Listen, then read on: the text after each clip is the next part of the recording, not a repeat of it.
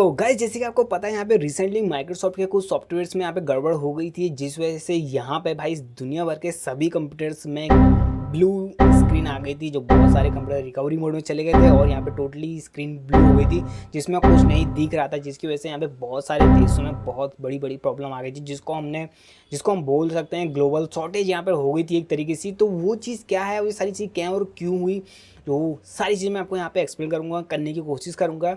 और गाइस उससे पहले चैनल पर नए हो तो चैनल को जल्दी से लाइक और शेयर और जल्दी से सब्सक्राइब कर लेना, ठीक है। तो जल्दी से वीडियो को स्टार्ट करते हैं।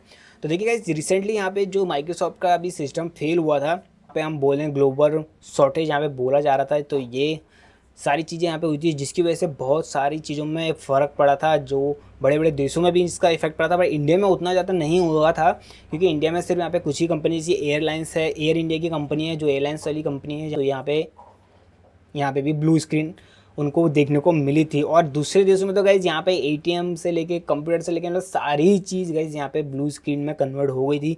जितने भी यहाँ पे कंप्यूटर थे सब में ब्लू स्क्रीन आ गई थी। तो ये चीज़ क्यों हुई थी, तो देखिए सबसे पहले इस प्रॉब्लम को समझने के लिए गाइज़ आपको ये चीज़ जाननी पड़ेगी कि डीएनएस क्या है। तो गाइज़ टेक्निकली लैंग्वेज में इसका जो फुल फॉर्म होता है वो होता है डोमेन नेम सिस्टम या फिर डोमेन नेम सर्वर, आप इसको कुछ एक बोल सकते हो। सिस्टम बोलना ज़्यादा ठीक रहेगा, तो डोमेन नेम सिस्टम हम इसको यहाँ पे बोलते हैं, ठीक है। तो अब आप बोलोगे गाइस डीएनएस क्या होता है, इसको मैं आसान भाषा में समझाने की कोशिश करता हूँ, ठीक है। डोमेन नेम सिस्टम क्या है, डोमेन नेम सिस्टम ये है, जो डोमेन नेम सिस्टम है वो एक बहुत ही ज़्यादा इंपॉर्टेंट कंपोनेंट है किसमें, इंटरनेट के इंफ्रास्ट्रक्चर में। यहाँ पे एक चीज़ बताता हूँ मैं आपको। अब मैं ये चीज़ क्यों बोल रहा हूँ कि ये बहुत ज़्यादा क्रूशियल एक कंपोनेंट है इंटरनेट के इंफ्रास्ट्रक्चर में। तो गाइस ये इसलिए है, देखिए गाइस डीएनएस का जो काम होता है ना, डीएनएस का जो काम होता है वो क्या करता है, जो भी चीज़ आप यहाँ पे गूगल्स में लिखते हो, गूगल क्रोम या फिर किसी भी सर्च इंजन में आप कुछ भी चीज़ लिखते हो, एज अ डोमेन नेम लिखते हो। फॉर एग्जांपल मैं आपको यहाँ पे एग्जांपल देता हूँ। जैसे आपको कोई टिकट बुक करना था, इंडिया में हूँ, अब आपने कोई टिकट बुक करा है, तो आपने कहाँ गए, www.airindia.com फॉर एग्जाम्पल, airindia.com यहाँ पे यूज़ करते हैं, airindia.com आपने यहाँ पे डोमेन नेम लिखा है, ठीक है।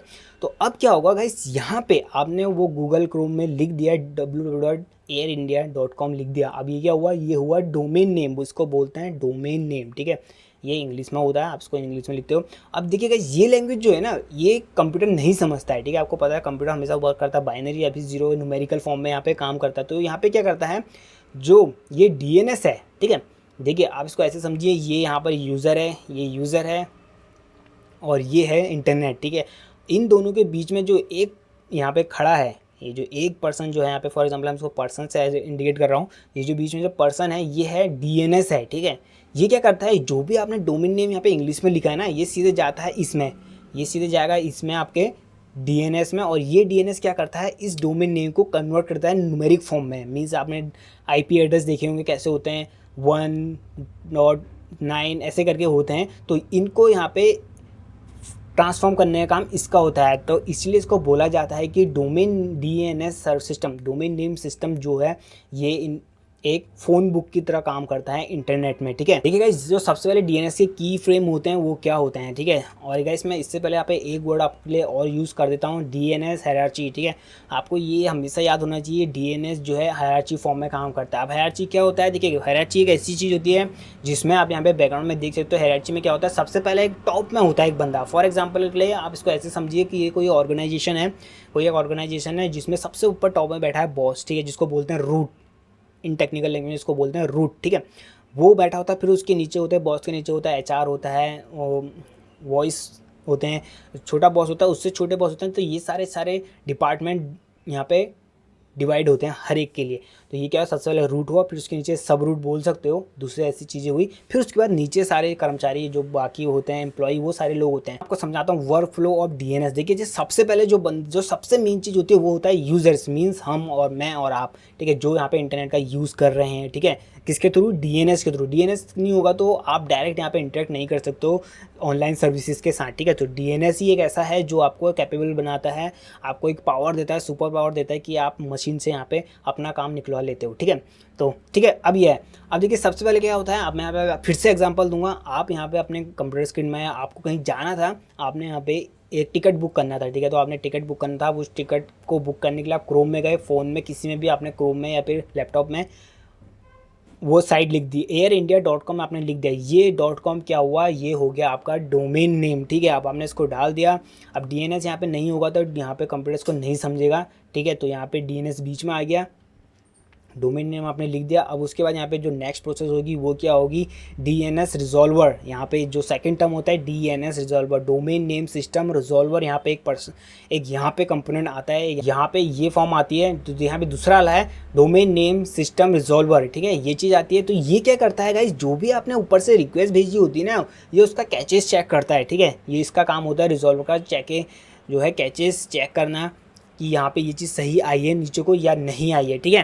रूट सर्वर, ठीक है। देखिएगा इस मैंने आपको अभी स्टार्टिंग में ही बताया था कि यहाँ पे जो DNS है वो हायरार्की फॉर्म में काम करता है। और मैंने हायरार्की में आपको सबसे पहले बोला था, टॉप में एक कंपोनेंट होता है जिसको बोलते हैं रूट, जो सबसे मेन होता है, ठीक है, जिसके अंडर सारी चीज़ें आती हैं। जैसे ये कंपनी में बॉस होता है सबसे बड़ा, उसके नीचे सारी लोग आते हैं, वैसे ही ये रूट होता है, ठीक है।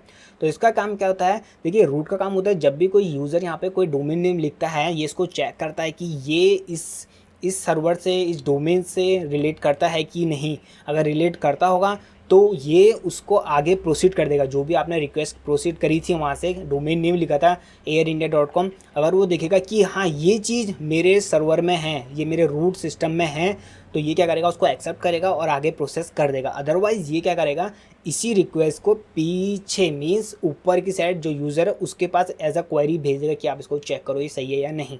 अगर कहीं पे गलती होती है तो ये करेक्ट करके फिर इसको चेक करता है। अब जो यहाँ पे तीसरा जो नंबर का आता है, तीसरे नंबर की जो यहाँ पे वर्क फ्लो होता है, की फ्रेम होता है, वो होता है आपका यहाँ पे TLD सर्वर, ठीक है। अब यहाँ पे TLD क्या होगा, देखिए यहाँ पे TLD जो टर्म है उसको बोलते हैं top level domain server. Means यहाँ पे देखिएगा रूट के नीचे, मैंने आपको बोला था हायरार्की फॉर्म में रूट सबसे टॉप में होता है, उसके नीचे कुछ सब होते हैं, रूट सर्वर होते हैं, जिनको बोला जाता है फॉर एग्जांपल हम इसको ऐसे इंडिकेट करते हैं, जिसमें से पहला है .com, फिर उसके बाद है .net, फिर उसके बाद है .org, फिर उसके बाद ऐसे ऐसे करके सब डोमेन होते रहते हैं, ठीक है। टॉप लेवल के होते हैं, ये होते हैं टॉप लेवल के डोमेन। फिर उसके बाद और सारे नीचे होते हैं, .com में भी बहुत सारी चीज़ें आती हैं, org में भी बहुत सारी चीज़ें आती हैं, OINT में भी बहुत सारी चीज़ें आ जाती हैं, ठीक है। तो अब यहाँ पे इसका क्या काम होता है, देखिएगा यहाँ पे जो मैंने आपको बोला था कि जो रूट सर्वर है वो चेक करता है, अगर वो हो गया, जो आपने सही यहाँ पे डोमेन लिखा है, अगर वो परफेक्टली हो गया, मैच हो गया IP के साथ, IP के फॉर्म में, वो उसको आगे प्रोसीड करता है। वो आगे प्रोसीड करता है यहाँ पे TLD सर्वर्स में। अब देखिए, अब ये TLD क्या करता है, जो चीज़ वहाँ से रूट से आई है नीचे को, ये उसको आइडेंटिफाई करता है और देखता है कि भाई ठीक है, मेरे पास ये चीज़ें, रूट ने वो सारे डोमेन सबके पास भेजे, इसके पास .org में भेजा है, .int .com में भी भेजा। अब ये सब चेक करेंगे, ठीक है। अब ये क्या करेगा, इसको चेक करेगा, अगर ये .com में ही आपको वो मिल जाएगा जो बंदे ने वहाँ से पर्सन ने भेजा है, तो वो इसको कहेगा ओके ठीक है। तो ये क्या करेगा, यहाँ से इसको एक्सेप्ट करके आगे प्रोसीड कर देगा, ठीक है। किसके पास, वो नेक्स्ट टेबल क्या होगी मैं आपको यहाँ पे बताता हूँ, ठीक है। सर्वर होता है ना, वो यहाँ पे रिस्पॉन्ड करता है एड्रेस के साथ, ठीक है, IP एड्रेस के साथ यहाँ पे रिक्वेस्ट करता है किसको, टॉप लेवल डोमेन को। अब यहाँ पे टॉप लेवल डोमेन का काम होता है आगे इसको प्रोसीड करना है, ठीक है, क्योंकि उसको यहाँ चीज़ यहाँ पे मिल गई है। अब यहाँ पे क्या होता है गाइस, लास्ट में जो इसका मेन जो ऑप्शन आता है वो होता है अथॉरिटेटिव सर्वर, ठीक है। यहाँ पे होता है अथॉरिटेटिव सर्वर होता है। इसका क्या काम होता है, देखिएगा इसने चेक किया ऊपर से जो सर्वर, जो रिक्वेस्ट आई थी टॉप लेवल डोमेन सर्वर से, जो रिक्वेस्ट आई थी नीचे को कि हमें ये चीज़ चाहिए, इस बंदे को यहाँ पे इस सर्वर में जाना है, .com वाला ये यहाँ पे सर्वर है, टॉप लेवल डोमेन से यहाँ पर आया है, तो क्या ये चीज़ आपके पास मिल जाएगी। तो ये क्या करता है, उसको ऑथराइज़ करता है, जो ऊपर से आया था रिक्वेस्ट, ऊपर से आई थी कि हाँ इस डोमेन में ये चीज़ मिल जाएगा, तो इसका एड्रेस क्रिएट करके हमें दो। तो यहाँ पे ये बोलता है ठीक है ये चीज़ मेरे पास है। तो ये क्या करता है, एक नई IP एड्रेस, एक नया IP क्रिएट करता है, नया IP पिक करता है और उस IP को सेंड कर देता है किसके पास, ऊपर के फॉर्म में, और ये सारी चीज़ चले जाती है यूज़र्स के पास। जैसे आपने डोमेन नेम सर्च किया था, airindia.com लिखा था, अब जैसे आपको यहाँ पे डोमेन नेम सही चीज़ सही जगह में मिल गई, तो अब क्या होगा, जैसे आपने उसमें क्लिक किया वो चीज़ आपके होम पेज में खुल जाएगी, आपके डिस्प्ले में एयर इंडिया का होम पेज खुल जाएगा। तो यही होता है इसका अथॉरिटेटिव सर्वर का काम, ठीक है, कि सारी चीज़ों को ऑथराइज़ करता है और जो भी रिक्वेस्ट आपने भेजी थी उसको ऑथेंटिक जो यहाँ पे सर्वर है उसके पास भेजता है और वो सर्वर यहाँ से रिस्पॉन्स करता है आपके पास ठीक है। अब देखिए गाइस आप यहाँ पे समझ गए कि जो जो उसमें मेन सारी चीज़ें थी, जिसमें से सबसे पहला यूज़र था, फिर उसके बाद आता है डीएनएस सर्वर था, डीएनएस सर्वर के बाद आपका आता है रूट सर्वर, रूट सर्वर पे आता है टॉप लेवल डोमेन, ठीक है। फिर उसके बाद यहाँ पे आता है अथॉरिटी सर्वर। तो गाइस इन पाँचों में से ही किसी एक में प्रॉब्लम आई थी, जिसकी वजह से यहाँ पर सारा सिस्टम ब्लू हो गए थे, ग्लोबली शॉर्टेज हो गई थी, ठीक है। वो प्रोवाइड करते हैं जो डीएनएस की जो सर्विस प्रोवाइड करते हैं, अकामी टेक्नोलॉजीज एक कंपनी का नाम है, टेक कंपनी है, जो यहाँ पे सारी चीज़ें देखती हैं, डीएनएस से रिलेटेड सारी चीज़ें देखती है,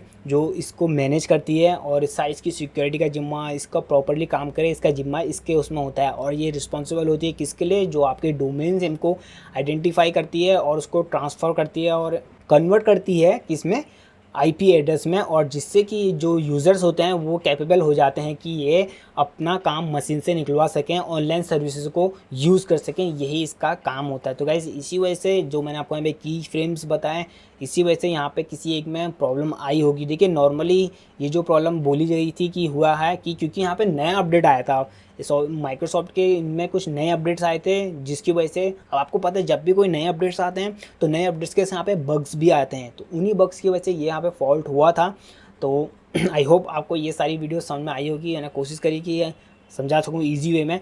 तो आई होप कोई वीडियो पसंद आई, अगर वीडियो पसंद है तो चैनल को जरूर लाइक करना, सब्सक्राइब करना। मिलते हैं नेक्स्ट वीडियो में, बाय।